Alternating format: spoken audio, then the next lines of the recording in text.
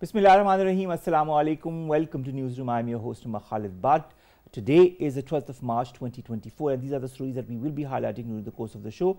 We'll begin, ladies and gentlemen, with India's controversial citizenship law, that is the Citizenship Amendment Act that had been enacted a couple of years back, but now they are saying that this is going to be implemented in letter and principle. The citizenship rules now enable minorities that claim persecution on religious grounds in neighboring countries of India to acquire citizenship in India.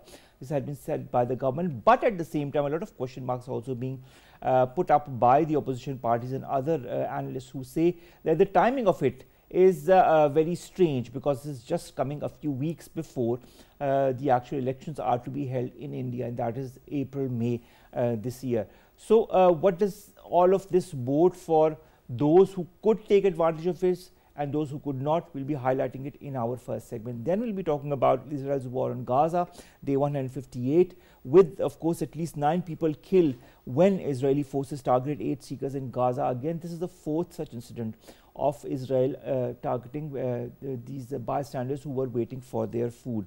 At the same time, the World Health Organization chief says an aid mission managed to reach Al-Shifa hospital in northern Gaza, did manage to bring some food and health medical supplies, but they say that 2,000 medical workers in the north, medical workers, not the people, face famine. Israel has also carried out strikes in the vicinity of Lebanon's Baalbek, nearly 100 kilometers from the Lebanon-Israel border. So the risk of this conflict escalating becomes higher during, unfortunately, the holy month of Ramadan. This and more will be discussed in our second story. Then we'll be talking about the death anniversary of habibjalib. The 31st death anniversary of famous and revolutionary poet habibjalib is being observed all across Pakistan and the world today.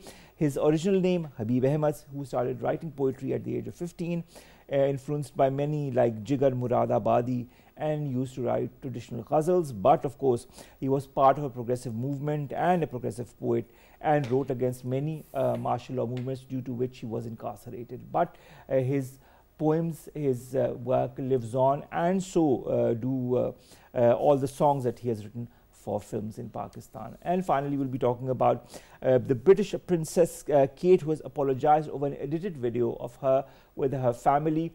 When all of us here seem to edit our pictures very randomly and very normally, when it comes to the royal family, it becomes kind of a problem when the Princess Kate or any part of the royal family edits photos, and those photos are then put up online. A lot of agencies such as Reuters and others took out those photos, pulled out those photos because they were apparently edited. This and more is going to be part of today's show. But let's begin with India's controversial citizenship law, the CAA.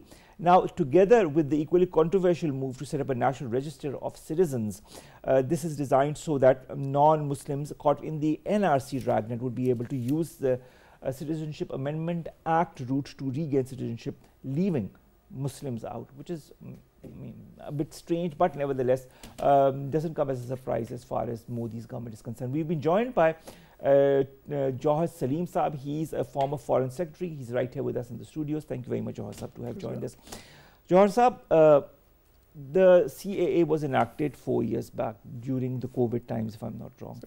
But now the government notifies on Monday the necessary rules for this law to be implemented. In your point of view, what does this entail, A, vis-a-vis the timing and of course the implementation of this law? Yes, it was enacted in 2019 and it was part of BJP's manifesto. So at the time what happened, they of course wanted to implement it, but there was a huge reaction. There were disturbances, there were demonstrations. Actually hundreds of people got killed in those demonstrations and disturbances. So then they desisted at the time.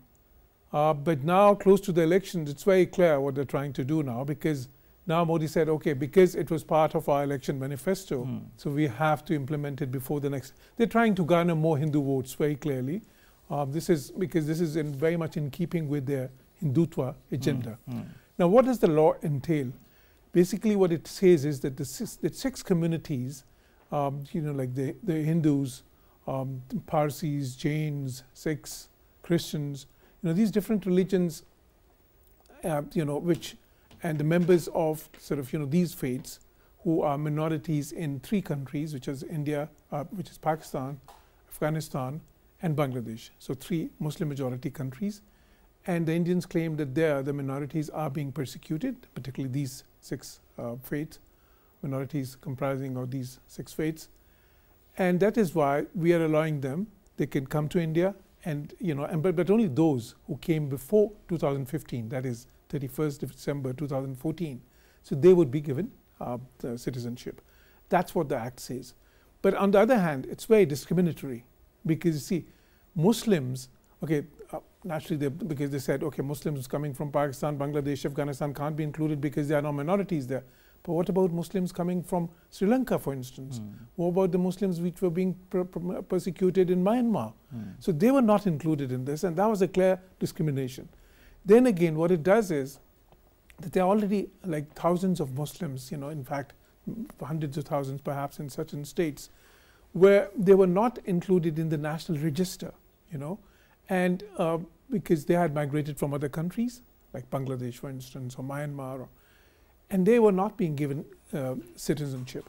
So this, this CAA would practically exclude them as well, and that is why Muslims were in particular so upset by this, because they say that it's discriminatory and it's basically, it excludes them.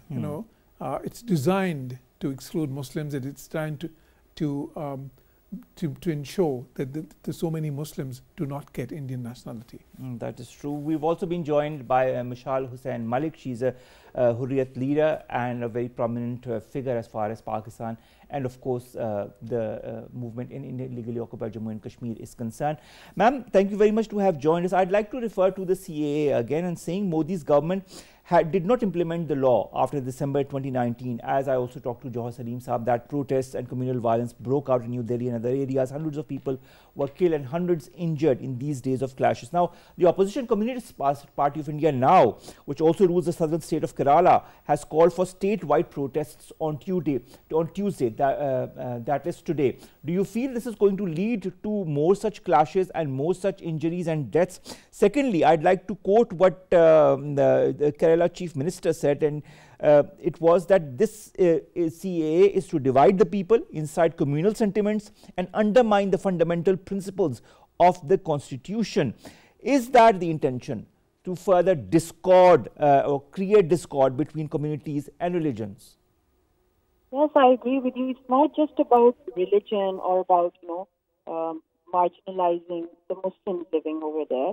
It's also about the overall marginalized community, especially as almost 1.5 crore people of India, they do not have the birth certificate, which includes, the elderly people who were born in an era when there were no births registered, and people who were born in very rural and very, poor areas, villages, that do not have a proper registration process. Same manner, illiterate people, around 27 crore Indians, they cannot read or write. So there, and then the disabled persons, the huge population of disabled person, according to 2011 census, it's like 2.1 crore Indians are disabled. So you can imagine by now how many more we can see. And then apart from that, Muslims, approximately it is around, 21 crore Muslims who are very poor.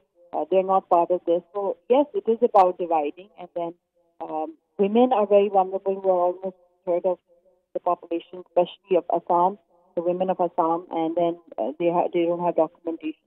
So all this is being done to strengthen RSS and the Hindutva narrative, and to register all those who can, favor this ideology of not secularism but of Hindutva.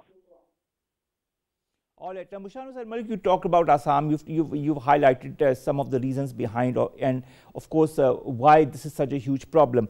The CAA, as I was talking to Jauhar Saleem Saab also, provides citizenship to Hindus, Parsis, Sikhs, Buddhists, Jains, and Christians who are fleeing, quote unquote, persecution from India's Muslim majority neighbors and who arrived in India before the 31st of December 2014. This we also need to precise.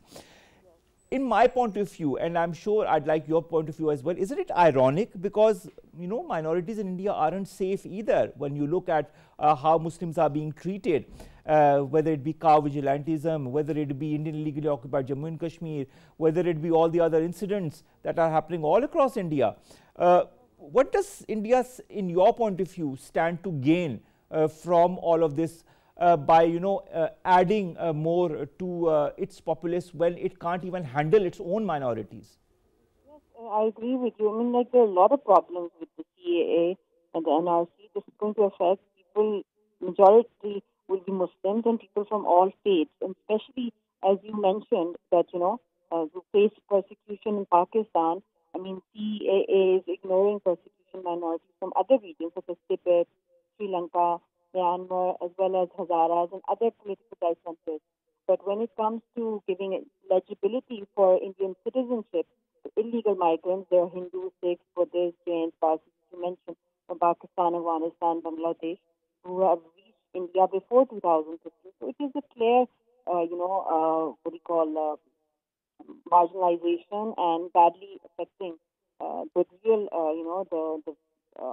sections, the various sections of India, including people of various faiths, marginalized communities, women, children, people under the poverty line, villages, and also this is just a show of power for Hindutva, and I have strong reservations, especially when you look at it from the caste system, the eligibility, the reservations in various states and districts of India, and also the Supreme Court has ruled that a person belonging to SCs and STs in one state cannot be deemed to be an SC and ST in other states. So that means that it is all planned, and the Supreme Court of India is also playing the hand instrumentally to, follow this narrative of RSS. And suddenly they've woken up because now we're having elections in India, and that's what they want to do.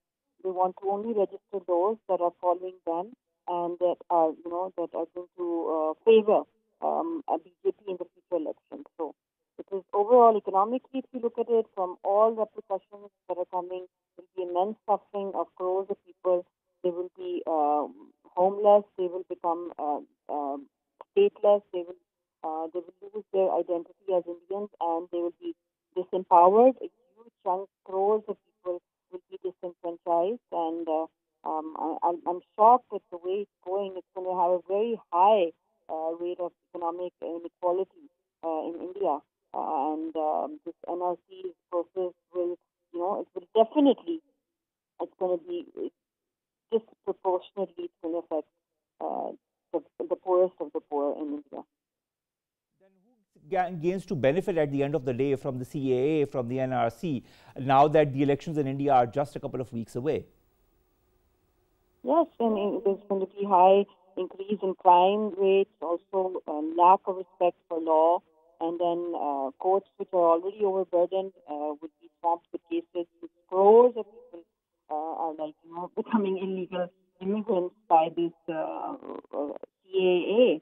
So how do you think it's humanly possible for these people to get justice, even if they challenge it in the courts? So the possibility of a very large-scale immigration into India from neighboring countries due to CAA is also going to lead to, internal battles, increased riots, terror attacks, and God knows what they have planned to do. I mean, it's just like, they've made a mockery of so-called secularism, and there are possible, very high chances of a civil war erupting within India because of this hostility, because there's a lot of hostility, extreme hostility amongst the masses regarding this, and I think in the long term it will also negatively impact the Hindus who live in the neighboring countries. All right. Thank you very much, Mushaal Hussain Mullick Sahiba, Hurriyat leader and of course a very prominent figure in Pakistan, to have joined us and to have talked to us about the CAA and the NRC and its implication on the Indian public, the Indian nation as well, and of course all those who will be assimilated within India as a result of the CAA whenever it is actually implemented. Thank you very much, ma'am. Let's come back to the studios. Jauhar, Saleem Saab, you've heard what ma'am had to say. Opposition parties and their role, in your point of view, how important will it be as far as delaying or implementing the SEA in due time? I'd like to refer to the West Bengal Chief Minister Mamata Banerjee, who said her Trinamool Congress party, which has opposed the CAA in the past, will first study its rules to see if it is depriving people of their rights. It's a very important point, a very valid point. But do you feel this is going to delay the CEA, and will it be disadvantageous to the BJP if this is delayed? It all depends on what type of reaction the opposition parties are able to, the state opposition parties and then the Congress, which is also opposed it, of course. So it depends, you know, because like the last time, the type of reaction that they had, they did not envisage. And it just took them by surprise because it was very, it turned violent very soon, and of course, so they desisted. But this time, if they will see the reaction is very severe, particularly in the affected states, then perhaps they'll, you know, like that, because that has been Modi's style, you know, then he'll probably like walk back and sort of, you know, like come up with some excuse. But if that reaction does not happen, then of course, because it can garner votes for them in the elections, they're very close to the elections, and of course, because, you know, they're the hardcore BJP or RSS, you know, the rank and file, they had this you know, misgiving that you know, this very important sort of, you know, like electoral plank had not been met. So then I think you know, they'll try it, of course, but so it's basically, you know, it's just a cost benefit analysis in terms of how much votes they can get out of it, and how much votes, you know, like basically will be taken out of the equation if they really press on it. And Modi is a very, you know, is very good at calculating this, you know. Although that is why he survived 2 elections, and his party has, you know, gained more and more votes with every passing election. Exactly, and this would be an unprecedented consecutive term for the same sort of prime minister. Of course, Congress had consecutive terms, but like, you know, of course, they changed the prime ministers. So I think it all depends on that. All right. But for the time being, it doesn't seem that the reaction can be as much as it was the last time. All right, but let's see. But in my point of view, I mean, I'd like to again quote Mamata Banerjee. She said it's BJP's publicity for elections. It is nothing else. The law was passed in 2020. Since then, 4 years have passed. Now the elections are coming. They have brought this, but it will not benefit anyone. Is the NRC or the CAA an election ploy? Definitely. So close to the elections, of course. And that's very obvious. Because, you see, Modi, he always, you know, he portrays an image of a very strong leader, somebody who keeps his words, who keeps his promises in terms of sort of, you know, his whatever is in his manifesto, whatever electoral promises they have committed. And that is why in 2019, when they, you know, this unfortunate illegal actions that he took regarding illegally occupied Jammu and Kashmir, I think that was also a time when he said it very clearly that this was part of our election manifesto, this was part of our plank, you know, the agenda, the publicly announced agenda, and that's why we are doing it, regardless of the opposition. And this time again, as well, he's saying that okay, this was part of our electoral manifesto in 2019. We were not able to, I mean, we were able to enact it, but we were not able to implement it because of the, you know, the reaction at the time of, and he claims that to save the lives at the time, you know, he would claim that. But now we're trying to do that, and we will do that. You know, that's the type of person he is. And he will, I think, he will try his best to implement it this time. Of course, some of the opposition parties, I mean, they're bound to oppose it because, you know, they're contesting an election against each other, right? But it all depends what would be the public reaction at large. So I think that would determine the fate of this implementation. All right. So public reaction is the key word in determining what happens as far as the implementation of the CAA and the NRC is concerned. We'll be back after a short break to discuss more with Jauhar. Saleem Saab. Stay tuned.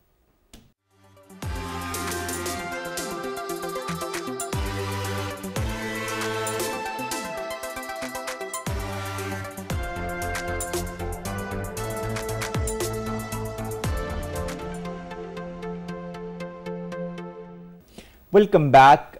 Day 158 of the Israel-Palestine conflict. The number of deaths continue, the number of injured continue, the number of people starving, the number of people dehydrated continues. The sad fact is that this is during the holy month of Ramadan, where a lot of hopes had escalated within the Palestinians that there might be some kind of a temporary ceasefire for a period of 40 days. This was something that had been highlighted time and again by the US President Joe Biden, who continues to also point out the atrocities that the Palestinians are succumbing to. The fact remains that despite whatever is being said, Israel is continuing with its atrocities and there is no end in sight. They are even not allowing the Palestinians to pray normally in the Al-Aqsa Mosque. Their access is being denied from different areas. This and more is going to be discussed in this segment, and we continue to be joined by Jauhar Saleem Saab, former Foreign Secretary. Thank you very much, Jauhar Saleem Saab. Jauhar Saab, the first day of Ramadan was like any other day for Palestinians. A lot of hopes had been pinned on the fact that there could be or might be a ceasefire during this holy month, but that hasn't happened. I would like to quote one of the people who's in the Gaza Strip, who said while talking to the AFP that Ramadan this year is starvation, pain and loss. Is there no shame left in the so-called champions of democracy and human rights when it comes to the blatant violation of human rights that is happening since the 7th of October last year? Yeah, it's very, very unfortunate. It's a tragedy which is unfolding there, and I had said it in many of my previous comments. Unfortunately, like you would recall that I had envisioned a massacre at the very inception of this action by the Israelis, and that is exactly what has happened. 31,000 people killed, 70,000 injured, and starvation, and what we there had been a ruling of ICJ on that, which was a little ambiguous. But it had told Israel to remain within the ambit and not resort to genocide-like acts. This is exactly what is happening. To prevent the acts of genocide. But despite all that, and I had also said that the biggest hope would be the negotiations, the shuttle diplomacy being facilitated by the Americans with some Muslim countries involved, Qatar and Egypt and others, and the Israelis, and primarily it was, these talks were between the defense intelligence agencies. Unfortunately, that has not resulted in a ceasefire. It was not going to be a permanent ceasefire anyways. It was going to be a ceasefire of sort of, a certain duration. But even that has not happened. Now, so far as the international community is concerned, we have to remember 2 or 3 things. One is that the application or the voice that is raised about human rights violations in different parts of the world, it has been rather selective over the years, over decades. We've seen that, and that's because that's how international politics works, because it's not really based on values, principles. It's primarily based on interests and certain affiliations which are within the strategic domains of different powers and countries. That is one thing. On this, because the death toll has gone so high, and what we have seen in Gaza, it's just unprecedented in many ways in modern history, particularly in the last 20, 30 years, that we have seen almost a unanimity in terms of condemnation. It's not just happening, it started with the Muslim countries, of course, countries like China and others, but then it expanded to South American countries. Brazil, for instance, has taken such a big stance. They even recalled the ambassador from Israel. Now, a lot of European leaders have raised their voices. Even from the US, we saw Secretary of State, Secretary of Defense Lloyd Austin was the first one who probably came up with a very strong statement. And even Biden, like his statements were rather mild, but still, they were critical of Israel's, like on-ground operations. But despite that, and then we saw the discussions and debates that took place within the United Nations, including the United Nations Security Council. Now, that is one forum which has been particularly designed for these type prevention of these very situations. But it hasn't helped, has it, this time? It hasn't, and nothing has helped, and that is why, I mean, the reasons are, of course, like the international politics, the support that Israel has in the US. People talk about what Biden is doing, but Trump has actually come up with more partisan statements for Israel. He even made one statement saying that they should go all the way, words to the fact that they regardless of everything, they should go all the way to the victory. Yeah. So the point is that it's not like it's just the Democrats which are being more kind of like it's a general political. It's a bipartisan support in the US, exactly, and that is in other European countries as well. Although their leaders, the condemnations or criticism rather has basically become public, but still in terms of policy, very few European countries have actually changed their policy. How many of the European countries have recalled their ambassadors, for instance? None. And how many of them, maybe one or two, and there also it was the courts which actually pushed those countries to stop sending these shipments of armaments to Israel, but Americans are still doing it. So the thing is, in actual terms, Israel has such a strong influence in the Western world in particular, that they can disregard all this criticism emanating, not just criticism, but condemnation emanating all around the world. And as so far as the United Nations is concerned, there's Israelis used to say that United Nations is just United Nothing. So they didn't really pay much heed to what United Nations. You were talking of the United Nations. I'd like to refer to Antonio Guterres, who has called for silencing the guns during the holy month of Ramadan. He has also appealed for removal of all obstacles to aid delivery. But when you look at the way he is ridiculed, I'm really sorry to use the word, by the Israeli ambassador in the United Nations, when he asked Antonio Guterres to step down, because he says that he is putting too much of emphasis on, the plight of the Palestinians. What kind of a statement is that, and where does that leave a very auspicious organizations like the United Nations and its functioning?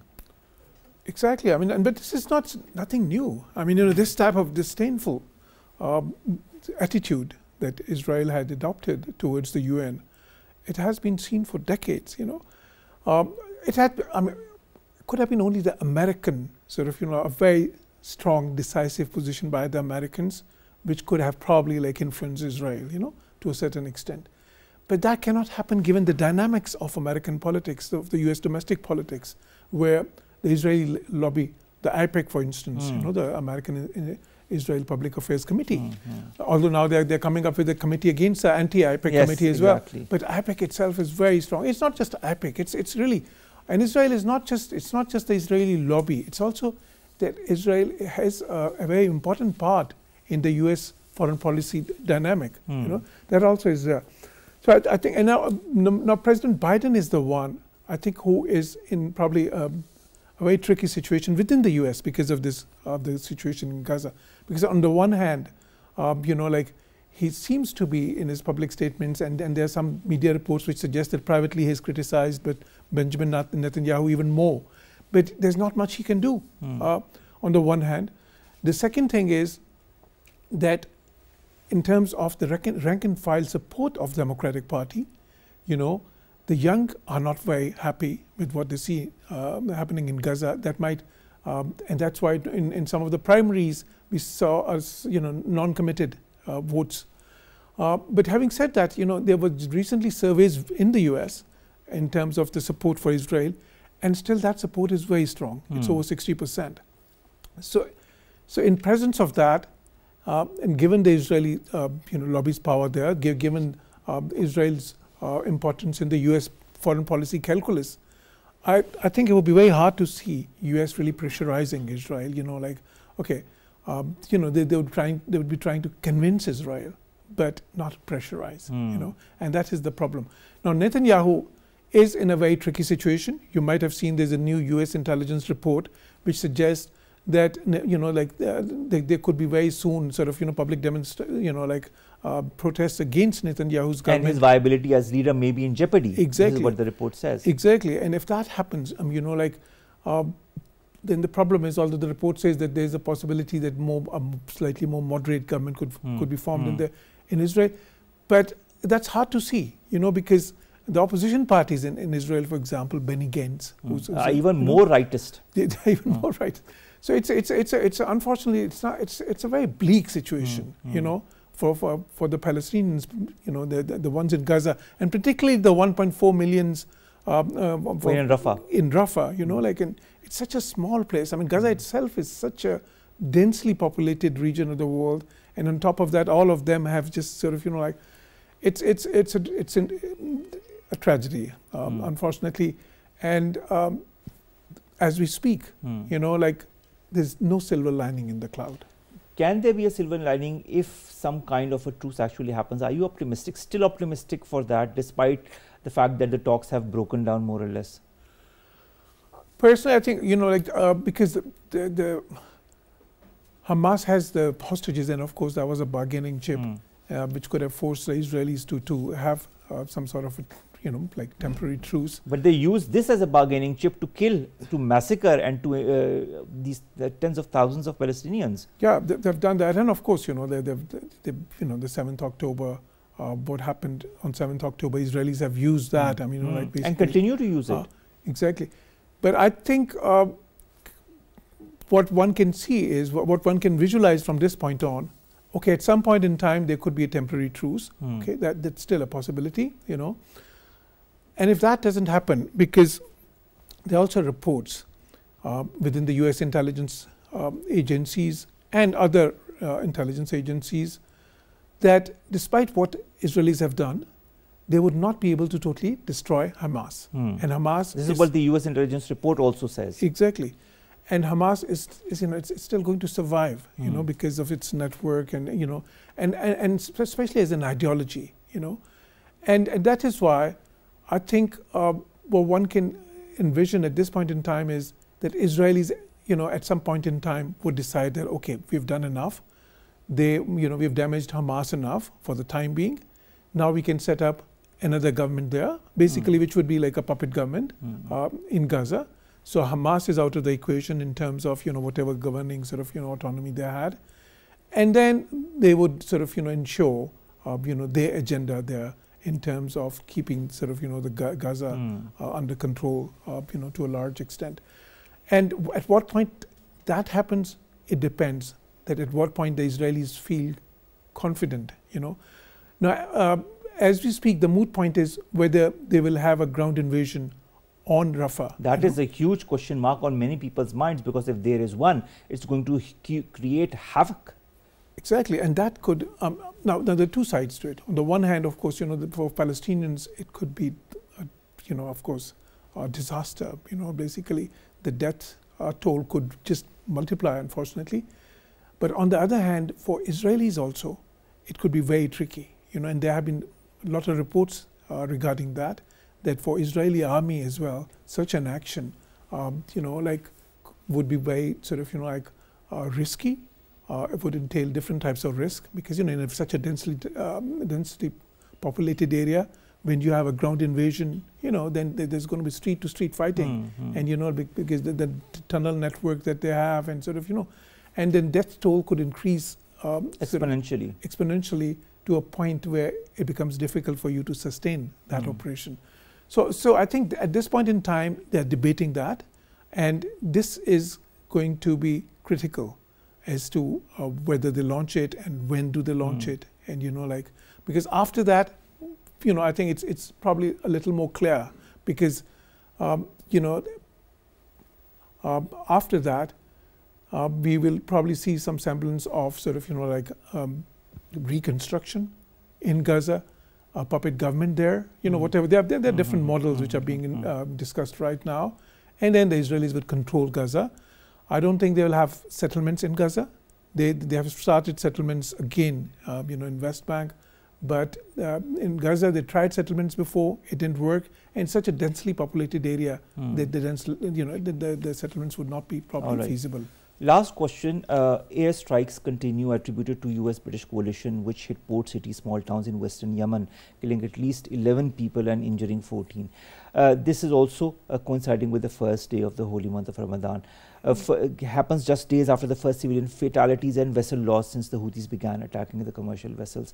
Houthis have also said that the attacks on the vessels in the Red Sea and Gulf of Aden will only escalate during Ramadan.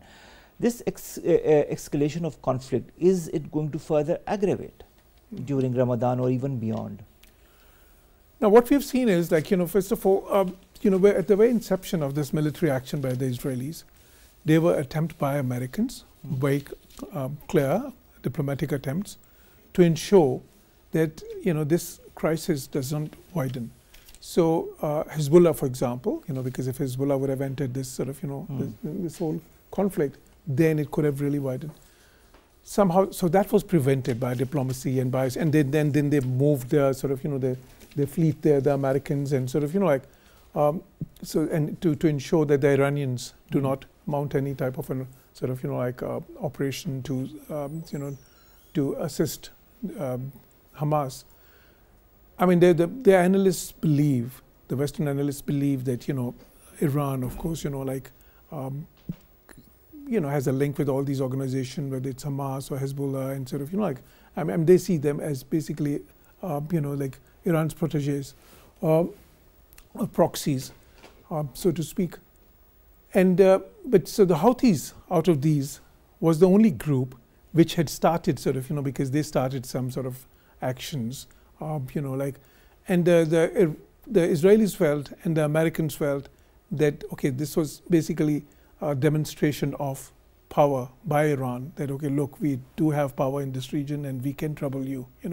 That's what they think, at least. But then what they decided was to basically to have a very strong reaction to that.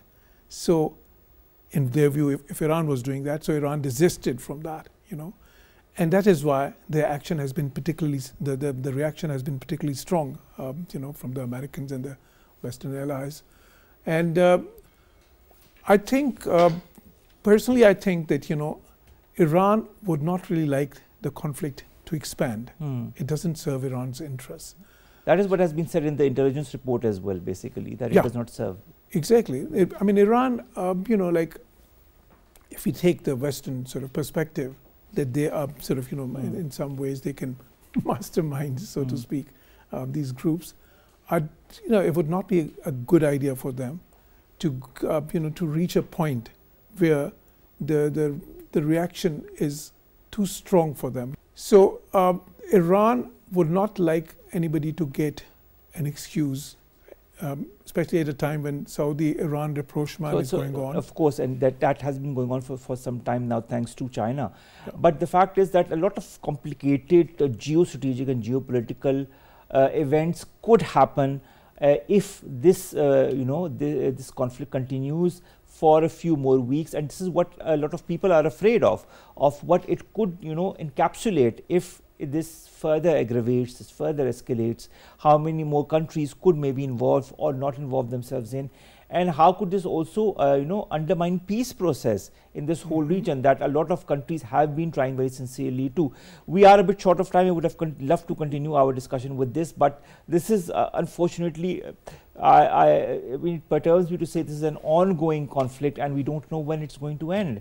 And this is the major question mark also as to when it could even temporarily end, now that the holy month of Ramadan is upon us. Thank you very much, Ambassador Jauhar Saleem, to have joined us. Last two stories, ladies and gentlemen, very quickly. The death anniversary of revolutionary poet habibjalib is being observed today, 31 years since he passed away. A person who began writing poetry at the age of 15, then of course became a part of the progressive movement, and as a progressive mood wrote against different martial law regimes, and for that he faced imprisonment. His poetry collections include Barge Awara, Sire Maqtal, Harfe Haq, Zikr Behte Khoon Ka, and many, many more. He also composed songs for many famous films, including Miss 56, Ma Bahu Aur Beta, Ghungat Zakhmi, and Zamana, Zarka. So many beautiful hits that Pakistani cinema has seen over the past decades. He was also presented with various honors by human rights organizations, and the government of Pakistan posthumously awarded him the Nishan-e-Imtiaz. Pakistan remembers him on this very day. Finally, the Princess of Wales, Catherine, or Princess Kate as we know her, has apologized and admitted to editing an official portrait of her that was released by the palace, that prompted AFP and other agencies to withdraw the altered image because it goes against their policy, because they do not post altered images online. The Kensington Palace office on Sunday sought to dispel rumors by distributing an official photograph, because of course there are a lot of rumors about King Charles III and of course his health. Then there was the health of Princess Kate as well, that was put into question by one operative procedure that she had gone through, and that is why the public is extremely concerned about the royal family, and to kind of curtail that, this photograph has been put forward, but because it had been altered, it was now pulled off, and Princess Kate has officially apologized over it. Interesting times, interesting maneuvers. With that, ladies and gentlemen, we come to an end of today's newsroom. We'll see you inshallah tomorrow with new story segments that pertain to us here in Pakistan. Stay safe. Allah Hafiz.